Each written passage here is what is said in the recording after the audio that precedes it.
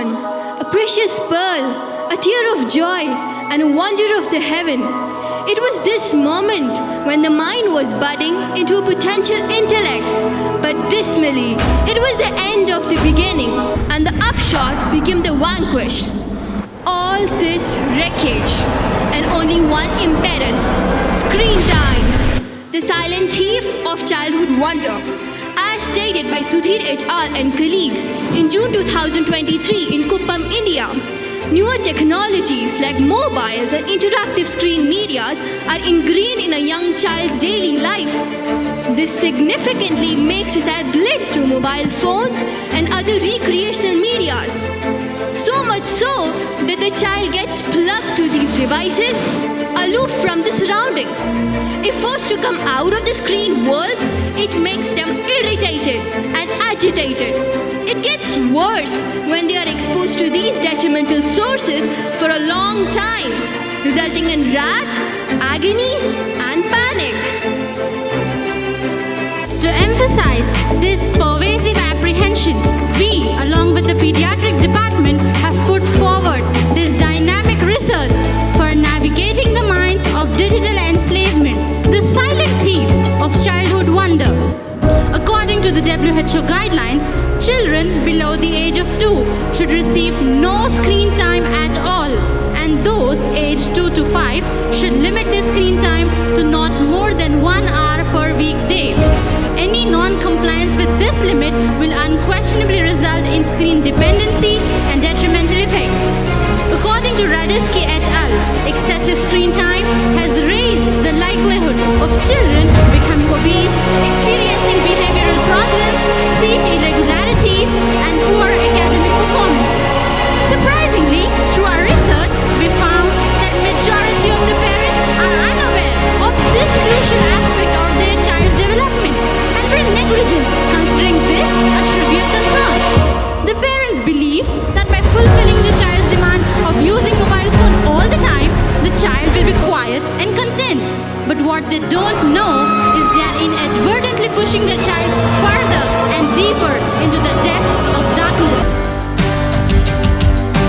To meet this prerequisite, we conducted a cross-sectional study with the main objective of finding the correlation between excessive screen time and its impact on child development. According to a prevalence of 18% addictive screen usage behavior in children under the age of 5, a sample size of 100 was determined. Consent was taken from all the parents before considering them in inclusion criteria. A 7-in-7 screen exposure questionnaire was used. This gave us an insight as to how the WHO guidelines were being adhered to or trespassed. The outright development of the child was evaluated using a standard ages and stages questionnaire pertaining to communication, gross motor, fine motor, personal, social, and problem-solving milestones of the child development. The ASQ was used because of its accuracy, cost effectivity, and being a parent-friendly instrument for the screening and monitoring of development in young children. Children with cognitive disabilities or children with behavioral problems were outright excluded from the study. The data of the ASQ was analyzed and interpreted into 3 main domains: white, grey, and black, representing children with normal development, children who require monitoring of development, and children with specific consultation, respectively. In our study, we uncovered a substantial association between gender and screen use behavior, according to which boys spend more time on screens than girls, with 41.2% exceeds over 2 hours per day, while no girls exceed this threshold. Boys continue to dominate the 1 to 2 hour usage category, with 57.5% among 2 to 5 years. Notably, 29.6% of females in this age range spend more than 2 hours per day. Overall, these findings implies boys are more prone to excessive screen times at younger ages, while girls' usage tends to rise with increasing age. The subsequent was a trend seen in screen device usage. 69% of children use mobile phones, 29% watch TV, and 2% use tablets. The data suggests that children's screen exposure is inversely related to their problem-solving skills, while 47% of the children spend 1 to 2 hours per day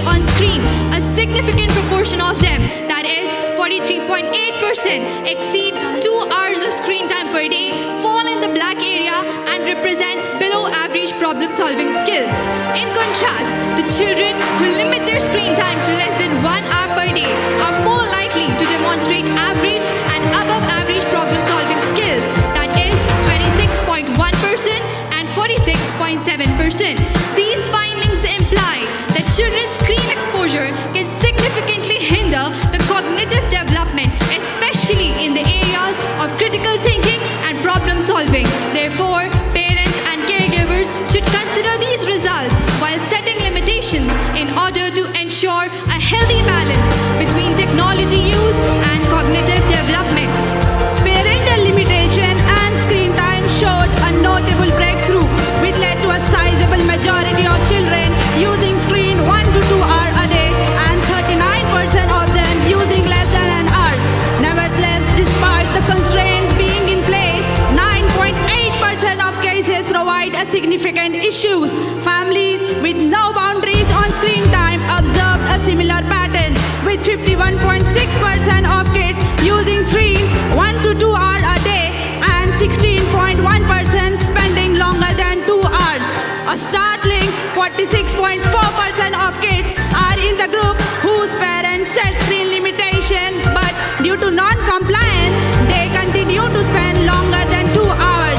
The implication is that despite the constraint being placed, plenty of children find it difficult to strictly adhere to it, underscoring the need for more practical ways to guarantee compliance and encourage positive screen habits. Astonishing patterns in content consumption were observed. Among children exposed to inappropriate content, 23.8% spend less than an hour, whereas 59.5% spend between 1 and 2 hours, and 16.7% spend more than 2 hours. These results collectively imply children exposed to inappropriate media tends to use screens more frequently. Without proper counseling, many of these children misinterpret the content, making them more vulnerable to human abuse. In order to mitigate the detrimental consequences of screen time, our research has identified certain recommendations and actions that can be taken to prevent this wreckage from causing additional harm. These include parental guidance to ensure that children under the age of 2 receive no screen time at all. Parents should urge their 2 to 5-year-old children to engage in social activities to prevent being drawn to screens. Persuading the use of media for learning and education, and encouraging sporting activities and offline creative activities for leisure instead of screen time. Devising boundaries as per our own objectives, such as implementing a week off from TV or switching it off during meals. Establishing a digital fasting period during which no family member uses a device and instead uses that time for family bonding. In addition to creating family media usage strategy, parents should serve as responsible role models for appropriate media use. Co-viewing and supervising the internet content is essential to protect the children from digital harm. In conclusion, we would like to emphasize that children under the age of 5 have the most neuroplastic minds and can be easily influenced by screen time. Therefore, it is this crucial time when the children must be molded in such a way that they don't become prey to screen addiction, social isolation, anxiety, and other psychological disabilities. Finally, in this era of virtual vortex, be the savior of tomorrow's leader from the deception of digital doom.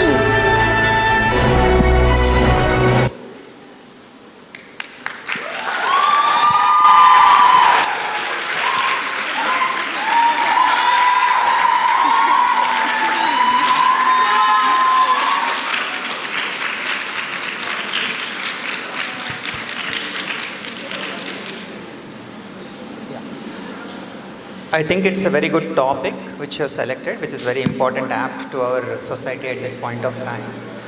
Few questions. Okay, you have taken the screening questionnaire in population who are visiting the hospital already, or it is in the community? Hospitals, Hospital. Okay, it's in the general medical OPD or what's? medical OPD. OPDs. Okay, OPD itself you have picked up. So is there a bias that children who have problems are coming to the OPD and you're picking up those and then your percentages are quite high than the community? Is it possible? No, sir. Actually, before considering the children in our study, we excluded all those types of biases. The cognitive disabilities or milestone delay, everything was excluded beforehand. Okay. So who was administering the ASQ? Sorry, sir?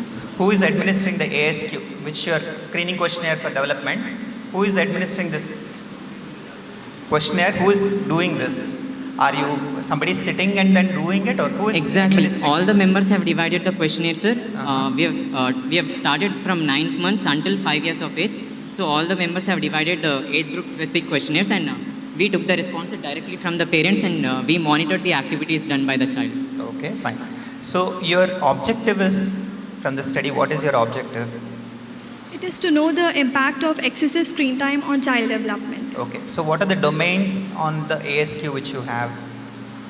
The communication, gross motor, fine motor, personal social, and problem solving domains. Okay. So why did you select only problem solving, correlation between problem solving and screening time? Why not the other domains? Thank you, sir. But we have considered other domains as well in our study. But statistically, we didn't find anything significant in those domains because of screen time. And the only significant domain was problem solving. Okay, fine. So that is why we have emphasized it more. But it is true that even the other domains will get affected because of screen time. And it has also been verified by other researchers. Okay, fine. Because there's more and more data which suggests social and personal development which Exactly. gets affected with screen time. I would like to add a point, sir. Actually, there are other studies recommending the same. The ASQ that we have used, it is highly renowned. Even the CDC, Central for Disease Control and Prevention in Atlanta, it also recommends and it also had verified the reliability of ASQ. Yeah. So currently the studies using ASQ are undergoing in US, Canada and other countries also.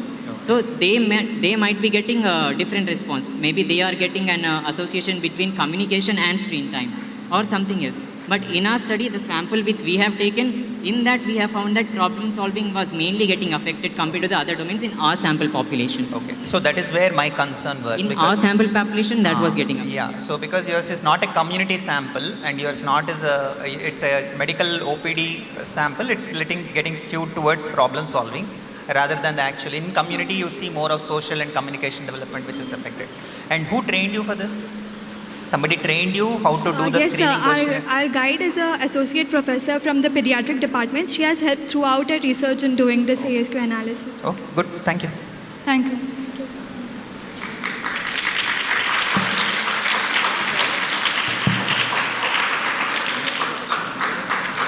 So just continuing with the previous this thing, what I would like to know is that since it was a hospital-based study, do you have the information on what was the problems for which these children had presented to the hospital, because that becomes important, because you don't want to have bias. You are saying that you excluded bias, but you need to have the information on what these children generally presented to the hospital for. Thank you for the question, sir. Can you please repeat the question, sir? Yeah, you screened 100 children between the ages of 9 months to 5 years who were coming to the hospital. So what did they come to the hospital for? So that is important to know that information. Thank you for the Because- question, sir. We have kept that in mind, and we included only those children who were having minor illnesses like cold, cough, and especially if they were having any conditions which would significantly hamper their problem solving, we considered that we made it sure that they were in the interfebrile period so that the illness would not have any effect on their problem solving skills. We made that sure, sir. Yes, sir. And I would like to add a point that only the children with minor illnesses were taken into consideration. Children with fever or any other conditions that would limit their daily activities, which they would have done otherwise, like playing or watching television or anything. We have excluded those kind of children also. Like any kind of, even if the fever is restricting the child from performing the day-to-day activities, which the child would have otherwise performed, we have not even included that kind of children also, sir. What is your rationale for choosing the age group from 9 months to 60 months? Thank you for the question, ma'am. This is according to other studies, ASQ. In the ASQ itself, it is given. Actually, there are other studies. Mainly the reason why we consider is the WHO guidelines were our mainstay, ma'am. the WHO guidelines recommends that under the 2 year, no child should be given any kind of screen. And children between 2 to 5 years of age, they should be given screen for only 1 hour per day. That too, one session should not exceed 20 to 30 minutes. So 2 to 5 years of age and below 2 years of age is recommended with WHO guidelines. We went to a little far extent and we included 9 months also. Why is the lower limit only 9 months and not less than that? Because several children start, they are given the screen time even at 6 months of age, the time they are starting solids, right? That is when the parents try to engage them so that they can feed them faster. So why is the age group of 6 to 9 months not included in this? Thank you for the question, ma'am. Actually, before considering this topic for doing the research, we have done a literature review in which we found that in most of the researchers, they have started their study from 9 months to 5 years. So that is why that was also one reason. And even our guide from the pediatric department suggested us that it would be easier for us to do it from 9 months, because before 9 months, there are not much significant skills that we could assess, because the child would be mostly sleeping or not much active, if not in the normal daytime activities. Yes, ma'am. And I would like to add a point that this 9 months criteria, it is also mentioned in the guidelines of CDC Atlanta. CDC Atlanta and American Academy of Pediatricians and many other renowned world organizations have said that the autism and other screen-related activities, they should be screened from 9 months onwards itself.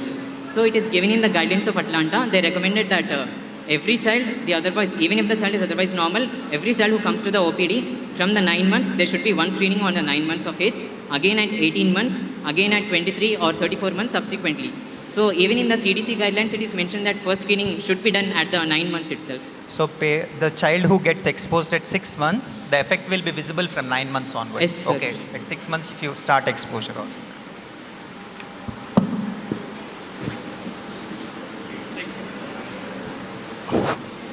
This is also one of the trending social problem. It's a good topic. Okay, what is your aim of study? Thank you for the question, sir. As during our study, we came to know that many parents were unaware of the guidelines, and some parents, even though they knew that social media and screens they are not that good for the children, but still they were negligent. They thought that it was a very trivial concern to affect the child at this age itself. The child is not school going, so it will not affect academics and anything. So they were thinking that it is not affecting child in any way. So we want to give the message to the parents that nothing related to their child's health is trivial. Everything, they have to monitor their child at every step, whatever the child does from the morning until the evening. So we want to create an awareness about the detrimental effects of screen from the pediatric age group itself, like from below 2 years itself. Parents are thinking that it is very trivial at this age, maybe it is not affecting the child and all, but it is actually affecting. That is what our study has made us know, sir. So that is the message that we want to give to the parents, and we want to create a social awareness among other parents also. Okay, can you tell me the social causes for this problem, excessive screen time? What are the social causes? Thank you, sir, for the question. Maybe isolation and lack of interaction may be the main reasons for this. Nuclear families. Yes. Yes, sir. Nowadays, nuclear families, extended families are not there. Okay. And one more point I'd like to add, sir. One more reason is parents. It is seen in our study that both parents, if they were doing job, they had very little time. Okay. And what is the associated factor and outcome in your study? What is the outcome and what is the associated factor in your study? Associated factor or risk factor?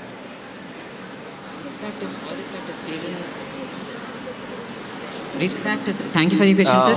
Risk factors are the same. Like parents, if both the parents are working. I'm not. Okay. Which domains of the health is affected due to excessive using of screening in children? Thank you for the question, sir. Through our research, we found that the most specific domain which was getting affected was of problem solving. But it is not like the other domains were not getting affected. They did get affected, but it was not significant. It was only 50% in the communication score and 53.8%. So cognitive and emotional both. Okay. Yes. Next, what is the prevalence of screen time in your study? In the age group of 18 to 23 months, it is the most prevalent. That is 44% of the children are spending screen time in that age category. Actually, you've done the study in the hospital. Generally, for hospital, who are the problems they are coming? It is different from the community and hospital. So your results are attributed to community or only hospital? It's only based on the hospital research, sir. Okay. Have you calculated the sample size? So it was based on the Cochrane's formula, and we considered a prevalence. Is there any similar article, same prevalence? Yes, sir. There was an article published by Raghav et al. In Mumbai on the addictive screen use behavior of children, and there was the sample size considered as 154, and it was also done in the preschoolers only. Okay. What is your final recommendation? Yes, sir. What is your final recommendation to the society to prevent this problem? The first thing we try to address is public awareness. The parents must be made aware. If they are aware, they'll make the children know the detrimental effects of screen. Okay. Adhering to the WHO guidelines is what to be made known to the people, sir. Okay, thank you. Thank you, sir.